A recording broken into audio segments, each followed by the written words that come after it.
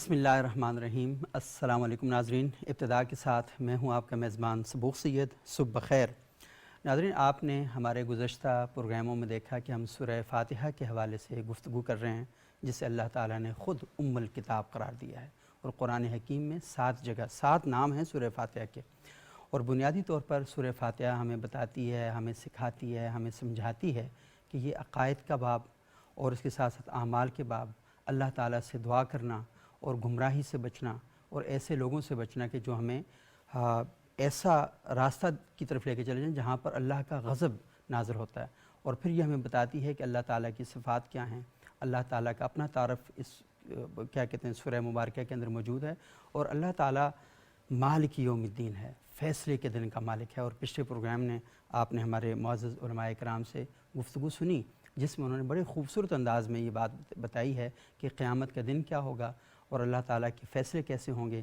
تصور شفاعت جو ہے وہ اصل میں کیا ہے۔ تو مجھے تھوڑا سا یہ فیل ہوتا ہے کہ اس پروگرام میں گفتگو ہماری مکمل نہیں ہوئی، لیکن انشاءاللہ اس پر مزید پروگرام بھی کریں گے۔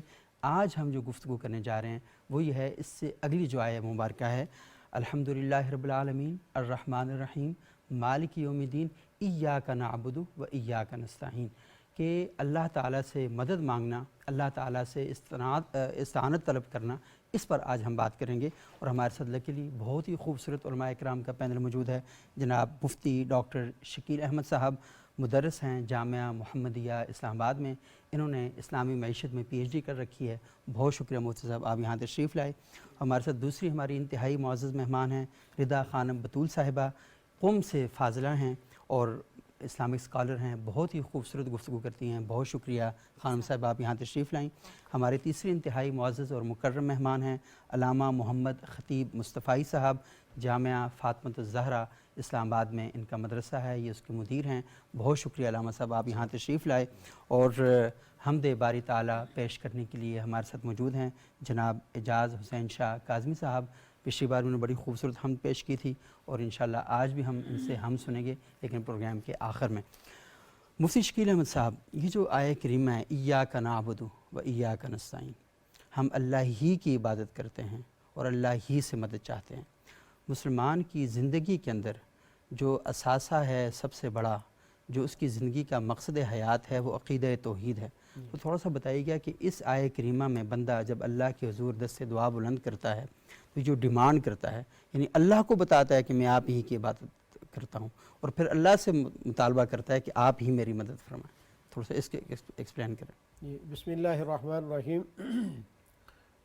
سورۃ فاتحہ کے بارے میں آپ صلی اللہ علیہ وسلم نے ارشاد فرمایا کہ اللہ تعالیٰ فرماتے ہیں کہ یہ میرے اور بندے کے درمیان تقسیم ہے، یعنی پہلی 3 آیات الحمدللہ رب العالمین الرحمن الرحیم مالک یوم الدین، یہ 3 آیات جو ہیں یہ اللہ تعالیٰ کی ثنا ہے۔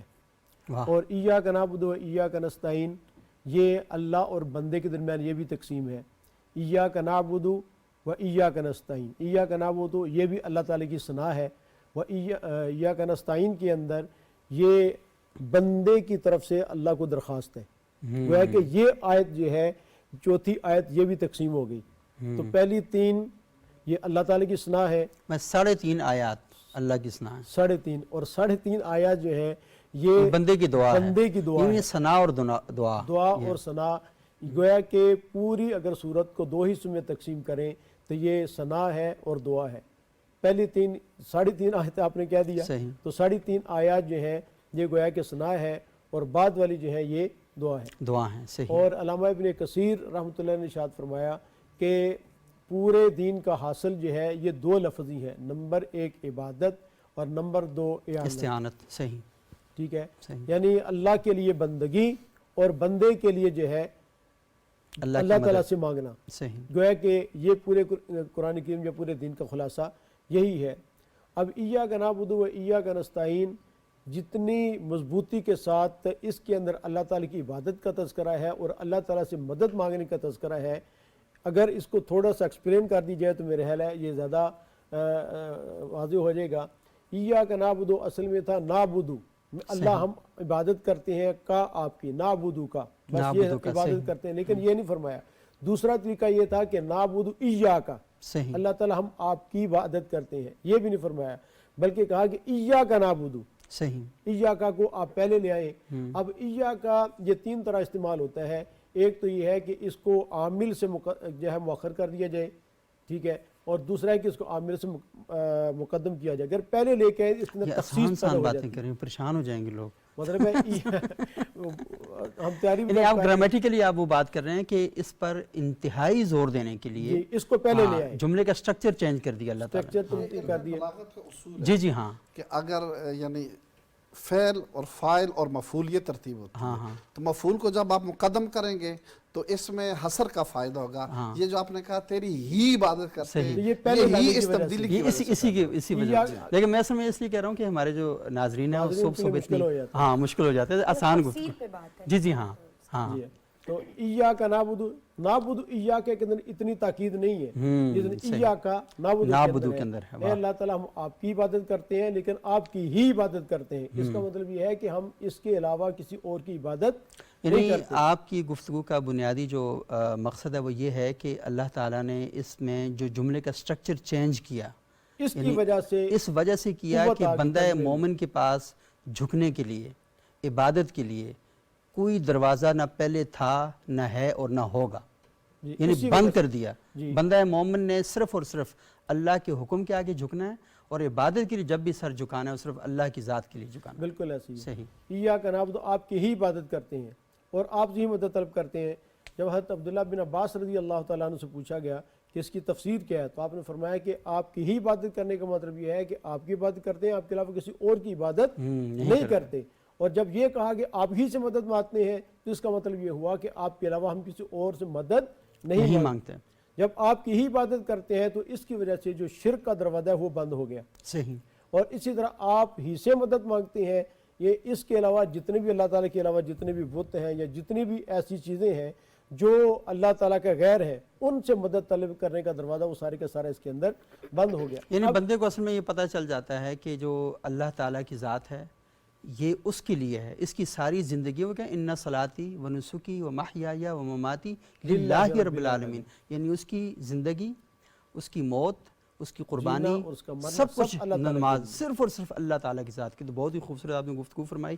خانم صاحبہ, میں تھوڑا سا آپ سے جاننا چاہوں گا کہ یہ جو تصور ہے, تصور عبادت, یعنی کیا فائدہ دیتا ہے؟ کیونکہ ظاہری طور پر ہم اللہ کی عبادت کرتے ہیں تو ہمیں عبادت تو نظر آتی ہے کہ ایک بندہ نماز پڑھ رہا ہے, سجدے میں رو رہا ہے, اللہ کے سامنے اپنی آہوازاری بیان کر رہا ہے, سارا کچھ کر رہا ہے. لیکن یہ یقین کیسے حاصل کیا جائے کہ اللہ کی عبادت کرنے کا, خالص اللہ کی عبادت کرنے کی, کیونکہ سامنے کوئی چیز نظر ہی نہیں آ رہی, ظاہر میں ہے ہی کچھ نہیں ہے, تو صرف یقین کی بنیاد پر, اور یقین بھی کسی ظاہری نتیجے سے حاصل ہونے کی چیز نہیں ہے, تو کیسے کر لیتا ہے بندہ یہ؟ ماشاءاللہ سب سے پہلے تو بہت شکر گزار ہوں کہ آپ کا شکریہ, آپ تشریف لائیں. ایک اچھی اور ایک خوبصورت اور بامعرفت آیت پر آپ نے بولنے کی توفیق دی. آغا صاحب نے بڑا خوبصورت جملہ کہا کہ یہ وہ آیت ہے کہ جب ہمیں وہ خدا کی بارگاہ میں لے آتی ہے. صحیح. اور یہ نکتہ مجھے ان کا بہت اچھا لگا. سیکنڈلی اگر ہم اس پہ بات کریں فلسفہ عبادت, صحیح, آپ جب کسی کو خدا مانتے ہیں, آپ جب کسی کو اپنا رب مانتے ہیں, یا آپ کسی کو اپنے لیے لائق عبادت مانتے ہیں, تو علامہ طباطبائی کہتے ہیں اس میں 4 پہلو آتے ہیں. صحیح. لفظ عبادت, ایاکا نعبدو, صحیح. باری اللہ میں تیری ہی عبادت کرتی ہوں. تو جب میں عبادت کر رہی ہوں تو کیا فقط میرا سجدہ کرنا, میرا رکوع کرنا, میرا قیام کرنا کافی ہے؟ یہ ریچولز میں ہیں بس, کیا یہ میری موٹیویشن حرکت جو میں کر رہی ہوں یہ کافی ہے, یا عبادت کچھ اور ہے؟ تو علامہ طباطبائی کہتے ہیں اس کی تفسیر یہ ہے کہ لفظ عبادت نعبدو میں 4 چیزیں چھپی ہیں. اچھا, 4 چیزیں چھپی ہیں. ایک کمال ہے, کمال, ایک احسان, احسان, ایک احتیاج, احتیاج, اور ایک خوف. خوف. اچھا, واہ. کہ جب بھی کوئی بھی, چاہے ہندو ہے, چاہے مسلم ہے, چاہے عیسائی ہے, جب بھی وہ اپنی کسی کو اپنا خدا بناتا ہے نا, تو عبادت میں 4 چیزیں ہوتی ہیں اس کی. کمال ہوتا ہے, احسان ہوتا ہے, احتیاج اور خوف. کمال مطلب کیا؟ دنیا میں اس کو جب کوئی چیز بھی باکمال نظر نہیں آ رہی ہوتی اور ایک ذات باکمال نظر آتی ہے تو اس کو پوجنا شروع کر دیتا ہے, پرستش شروع کر دیتا ہے. جیسے ہندوؤں کی نزدیک انہوں نے چیزوں کو پاورفل سمجھا تو ان کی عبادت شروع کر دی. صحیح. ہمارے نزدیک ہمارا رب وہ ہے کہ جس کے بارے میں محمد مصطفیٰ صلی اللہ علیہ وسلم نے بتایا کہ وہ ہے جو دکھائی نہ دے, جس کو محسوس کیا جا سکے, وہ ہمارا رب ہے. تو ہمیں پوری دنیا پہ حاکمیت دکھائی نہ دے, نظر بھی آ رہا ہے, وہی خدا ہے. ہاں, تو جو پوری دنیا پر اختیار با کمال, صحیح. آپ کی عبادت میں جس کی آپ عبادت کر رہے ہیں اس کو کمال کی منزل پر رکھنا بڑا ضروری ہے, تب آپ کی عبادت قابل قبول ہے. سیکنڈلی احسان, جس کی آپ عبادت کر رہے ہیں اس کا احسان اپنی ذات پہ محسوس کریں. صحیح. آپ نے جا نماز بچھائی, اب آپ کھڑے ہو گئے ہیں تو آپ اپنے وجود پہ یہ چیزیں طاری کریں, میرا سانس, میرا چل کر آنا مسجد تک, میرا دیکھنا, میرا رزق پانا, میرا عبادت کرنا, یہ اس رب کا مجھ پہ احسان ہے. اس چیز کا اقرار آپ کی عبادت کو کامل کرتا ہے. وہ آتے ہی اس لیے ہے کہ وہ شکر ادا کرنا چاہتا ہے. جتنی میں نعمتیں مطلب جس کی عبادت کر رہے ہیں اس کا احسان اپنی ذات پہ محسوس کریں. تھرڈ پوائنٹ, احتیاج. آپ جب کسی کی عبادت کر رہے ہیں تو اس کی محتاجی میں خود کو محسوس کروائیں کہ میں رب کا محتاج ہوں. ہاں, میرے سب کچھ آپ ہی ہیں, آپ جب نہیں کرنا. دیکھیں سبق صاحب کتنی پیاری بات ہے کہ جب میں رب کی بارگاہ میں اقرار کر رہی ہوں بارے الہ میں صرف تیری محتاج ہوں, صرف تیری ہی کی بات ہو رہی ہے نا, آپ اس سے اگر نکل کے اگر بات کریں ہی, مطلب میں تیری ہی صرف محتاج ہوں, تو مطلب میں دنیا سے بے نیاز ہو گئی. اور دنیا سے بے نیازی کا مطلب کیا ہے؟ امام سجاد کیا فرماتے ہیں, جب تو دنیا سے بے نیاز ہوتا ہے تو رب تجھے اپنی ذات میں پناہ دیتا ہے. اپنی ذات میں, ذات مطلب رب رحمان ہے تو تیرے اندر رحمانیت کی صفت ڈالے پیدا ہو جائے گی. بالکل. احتیاج مطلب اپنی ذات کو محتاج محسوس کر کے رب کی بارگاہ میں آئے. آخری نقطہ, خوف. ایاک نعبد میں خوف بہت ضروری ہے. آپ جب رب کی بارگاہ میں آئے ہیں تو اس رب کی عبادت کر رہا ہوں یا رب ذوالجلال کہ جس کے لیے میرے دل میں خوف ہے کہ روز محشر جب کوئی نہ ہوگا تب تو میرا مددگار ہے. اللہ اکبر. اور اگر میں دنیا میں کچھ برا کر رہا ہوں تو تو مجھے دیکھ رہا ہے. صحیح. سمپل سی ایک تفسیر ہے کہ ایاک نعبد, اللہ کی عبادت میں 4 پہلوؤں پہ اگر آپ کھڑے ہیں, ناظرین دیکھ رہے ہیں, ہم اپنے آپ کو محسوس کروائے. اچھا, کیا میں اللہ کو با کمال سمجھتی ہوں؟ ایسے ہی. کیا میں اللہ کی محتاج ہوں؟ کیا اللہ کا احسان میں اپنی ذات پہ محسوس کرتی ہوں یا نہیں؟ یا میرے خوف خدا ہے؟ خوف خدا ہے یا نہیں؟ اور کیونکہ اسی کے نتیجے میں کیونکہ ایک اعمال کا سرچشمہ بھی جاری ہوتا ہے. کیونکہ کمال, آپ جب کسی چیز کو کمال میں مانتے ہیں تو آپ داد و تحسین دیتے ہیں. ہاں, اس سے محبت ہوتی ہے, اس سے محبت ہوتی ہے, کیونکہ کمال کے اندر بھی محبت چھپی ہوئی.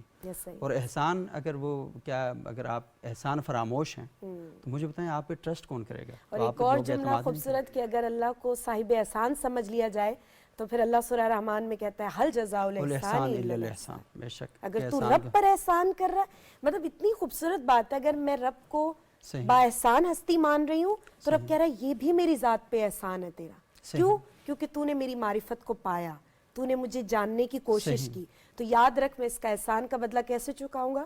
تجھے دنیا میں باعزت مقام دے کے. صحیح. اور یہ کہ یہ پہچان کرنا, یہ معرفت حاصل کرنا, یہ سب سے اہم ہے. اور یہ ایک بڑی مشہور روایت بھی ہے جو مقولہ ہے کہ من عرف نفسہ فقد عرف ربہ.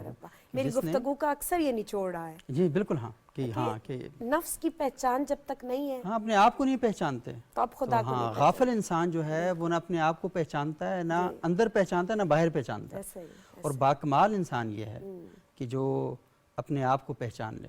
تو کیونکہ اپنے آپ کو پہچاننے کے قرآن میں کہتے ہیں وہ فی انفسکم افلا تبصرون, کہ تم اپنے اندر دیکھو اگر تم دیکھ سکتے ہو. یعنی اس کے ساتھ یہ لگایا کہ اندر دیکھنے کے لیے ان آنکھوں کا ہونا ضروری نہیں ہے. وہ اندر کی آنکھیں ہیں جو آپ کو یہ دکھاتی ہیں. اور کبھی کبھی آپ بیڈ پہ پڑے پڑے بھی خدا کے قریب ہو جاتے ہیں. ایسے ہی لمحہ فکر ہے نا, آپ ہزاروں کے مجمع میں تنہا ہو کے اللہ کے ساتھ کنیکٹ ہو جاتے ہیں. تو کتنا بہت ہی اچھی اور بڑی بامانی گفتگو کی رضا خانم بطول صاحبہ آپ کا.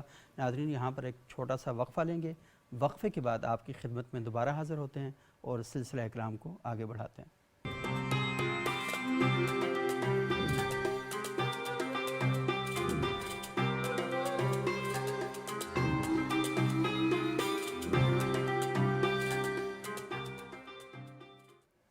ناظرین, وقفے کے بعد ایک بار پھر پروگرام میں خوش آمدید. آج ہم گفتگو کر رہے ہیں سورہ فاتحہ کی جو چوتھی آیت مبارکہ ہے کہ ایاک نعبد و ایاک نستعین, کہ ہم اللہ ہی کی عبادت کرتے ہیں اور اللہ ہی سے استعانت طلب کرتے ہیں, اللہ سے مدد مانگتے ہیں. مفتی شکیل صاحب نے اور خانم رضا بتول صاحبہ نے بہت ہی اچھی گفتگو کی. علامہ محمد خطیب مصطفی صاحب، یہ جو آیہ کریمہ ہے کہ ہم اللہ ہی کی مدد مانگتے ہیں اور اللہ ہی، تو بہت ہی خوبصورت طریقے سے ہمارے پہلے دونوں اسکالرز نے گفتگو کی.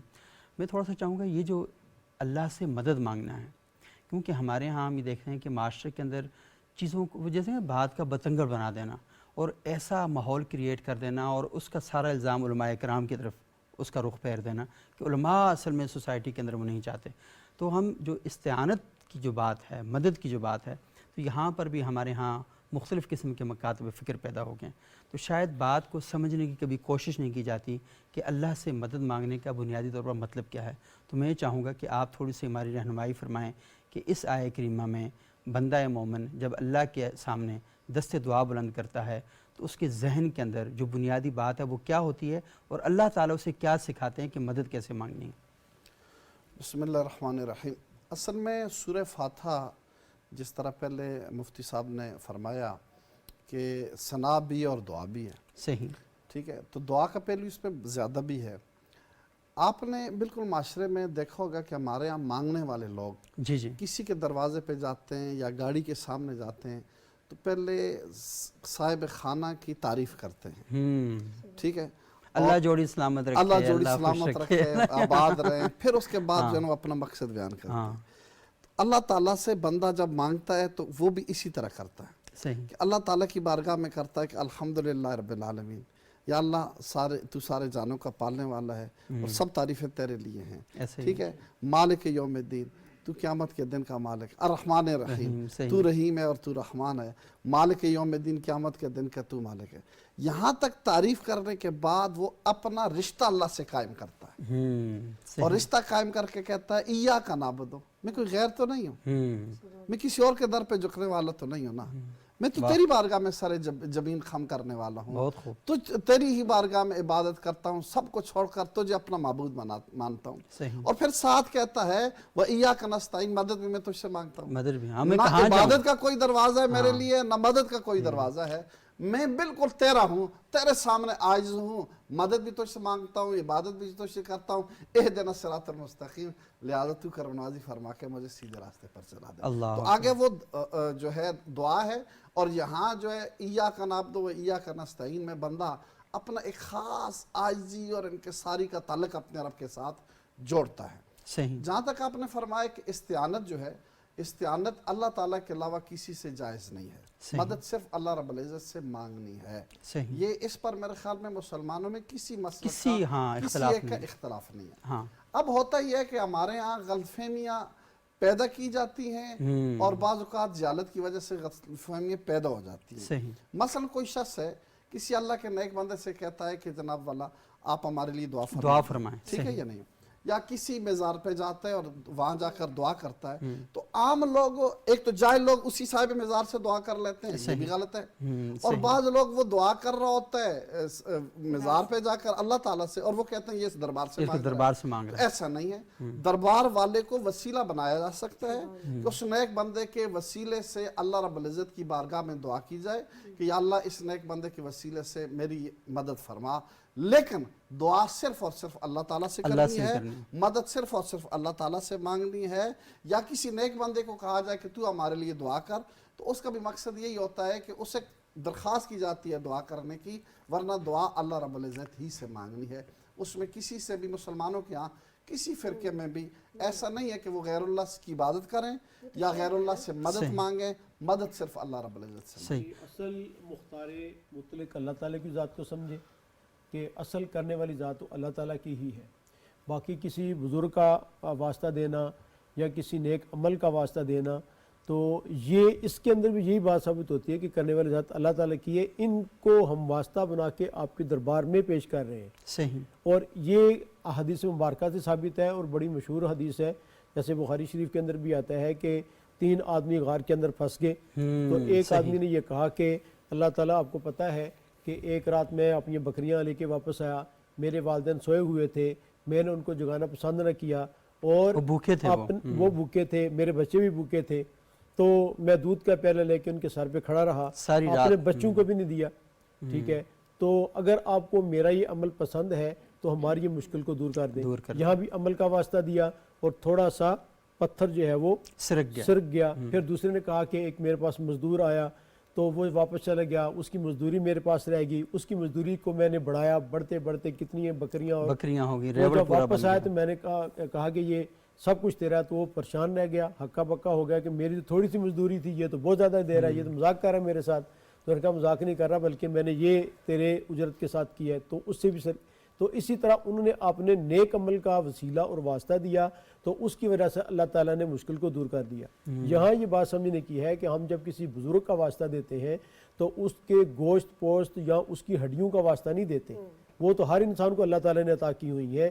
حقیقت کے اندر اس کی عبادت کا, اس کے نیک اعمال کا جو ہے وہ واسطہ ہوتا ہے, تو جس کی وجہ سے اللہ تعالیٰ جو ہے وہ پھر ہمارے ساتھ. تو یہ جو حدیث میں نے ذکر کی ہے یہ تو بہت بڑا ایک سورس ہے وسیلے کو سمجھنے کے لیے. اسی طرح صلی اللہ علیہ وسلم دنیا سے جب تشریف لے گئے تو حضرت عباس رضی اللہ تعالیٰ عنہ غالباً وہ انہوں نے بارش کا مسئلہ تھا, تو اس میں بھی یہ کہا کہ پہلے تو آپ صلی اللہ علیہ وسلم کا وہ تھا سلسلہ, وہ دنیا تشریف لے گئے تو اب ان کا وہ دعا فرمایا کرتے تھے, تو اب اس قبر والے کا اللہ کے رسول کے چچا ہیں. تو اسی طرح مطلب ہے کہ اور بھی کافی ساری. تو حقیقت کے اندر یہ جو کسی بزرگ کا واسطہ دیا جاتا ہے تو ان کے نیک اعمال کا جو ہے وہ وسیلہ بنایا جاتا ہے. اس کے اندر کسی کی اس کو بزرگ کو یا قبر کو یا کسی نیک اعمال کو خود مختار مطلق یا مستقل طور نہیں سمجھا جاتا. دعا اللہ سے ہی کی جاتی ہے, مدد اللہ سے ہی مانگی جاتی ہے. یہ ایک وسیلہ ہوتا ہے کہ چلو تو اپنے نیک اعمال کا بھی دیا جا سکتا ہے جیسی یہ حدیث ہے, اور اسی طرح کسی برگ کو دیا جا سکتا ہے جیسے دوسری حدیث میں نے ذکر کی. تو یہ کوئی اس طرح کی وہ چیز نہیں ہے. اور اس آیہ کریمہ کے اندر بھی یہی ہے کہ ایاک نعبد, یعنی جو بنیادی طور پر وہ ایکشن ہے کہ ہم تیری جو عبادت کرتے ہیں تو اس کے نتیجے میں ہم آپ سے مدد طلب کرتے ہیں, یعنی وہ یہاں پر بھی عمل ہے. میں ایک گزارش کرنا چاہتا ہوں. ہمارے یہاں بہت بڑا جھگڑا اسی مسئلے میں بریلوی اور دیوبندی مسلک کے لوگوں کے درمیان ہے, علماء میں نہیں ہے. علماء میں نہیں ہے. آپ یہاں پہ محسوس دیکھ لیں کہ میرا عقیدہ اور مفتی صاحب کا عقیدہ ایک ہے.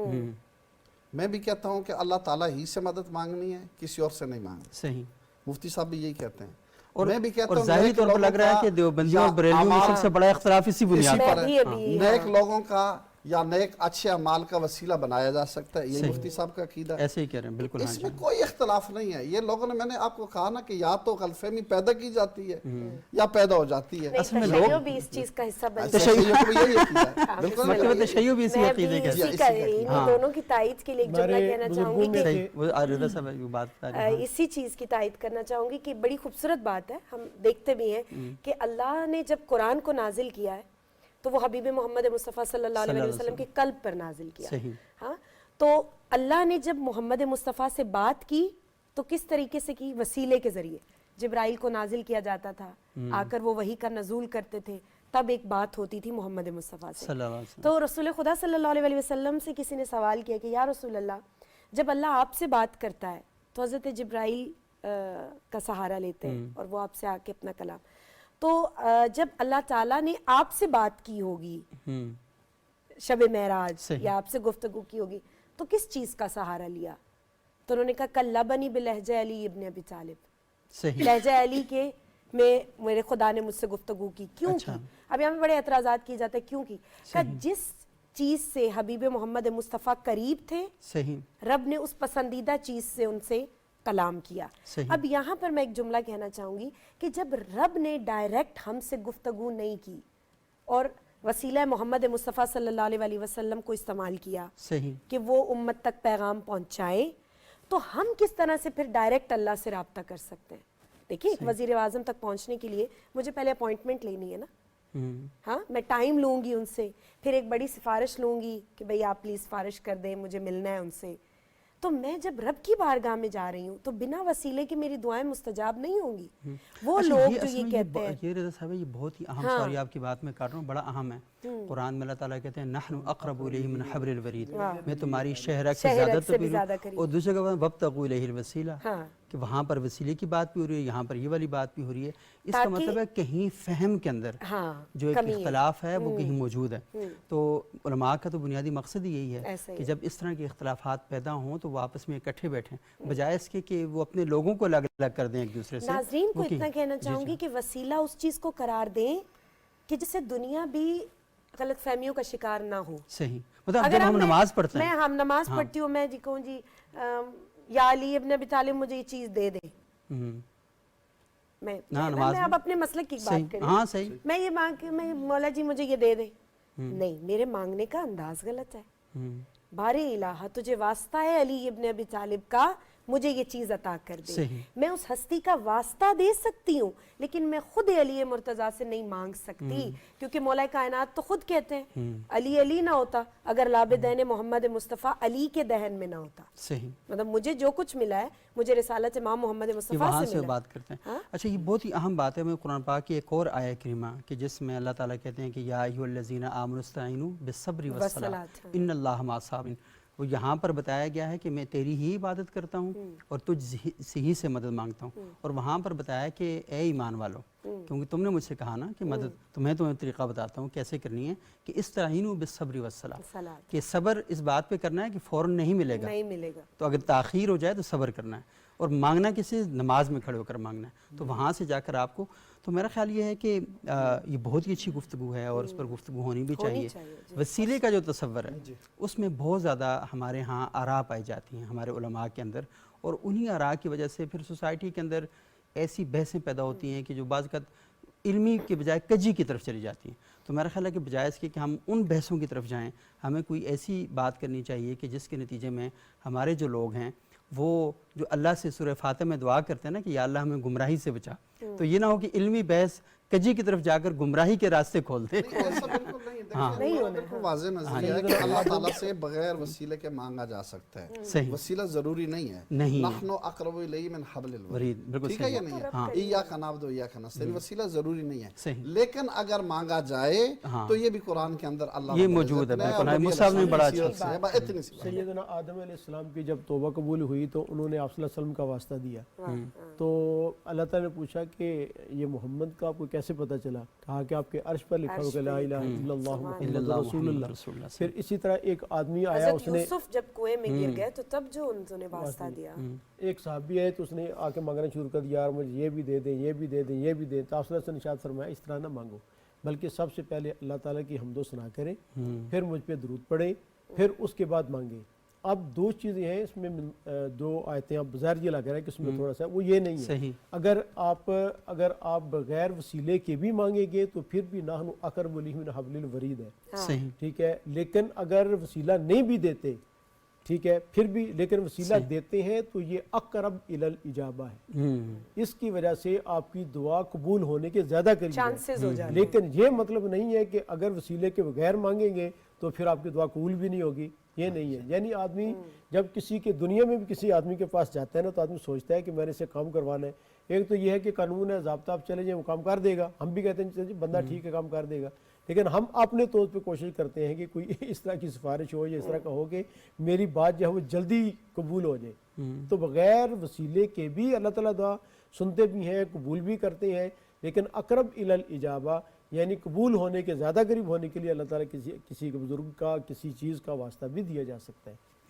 اور یہ بات بڑی سمجھ آنے والی ہے کہ ہم کسی بندے کے پاس جب ویسے کسی ضرورت کے لیے جاتے ہیں تو ہم اگر گھر کے کسی بڑے کو ساتھ لے کر چلے جائیں تو زیادہ وہ ہوتا ہے. وہ مجھے یاد ہے کہ یونیورسٹی ٹائم میں پتہ نہیں یہ بات بیان کرنی چاہیے نہیں کرنی چاہیے, تو عموماً اس طرح ہوتا تھا کہ وہ جو ہم فیس جمع کرواتے ہیں لڑکے زیادہ ہوتے ہیں یونیورسٹیز میں, تو بہت لمبی لائن لگی ہوتی تھی نا, تو پھر ہم اس طرح کرتے تھے کہ لڑکیوں کی لائن کم ہوتی تھی, ہم ان کو اپنی رسید بک دے دیتے تھے نا کہ یہ جمع کروا دیں آپ فیس نا وہاں پہ جا کے. تو کہیں نہ کہیں آپ اس طرح کرتے ہیں, لیکن بنیادی جو بات ہے اس عقیدے کے اندر وہ یہی ہے کہ جو آپ تمام حضرات کی گفتگو سے مجھے علم حاصل ہوا کہ اللہ تعالیٰ کی ذات سے براہ راست مانگنا ہے, اور بعض صورتوں میں اگر آپ یہ سمجھتے ہیں کہ ہاں ان بزرگوں کا وسیلہ دینا ہے, اپنے کسی نیک عمل کا وسیلہ دینا ہے, تو یہ بھی کوئی غلط نہیں ہے.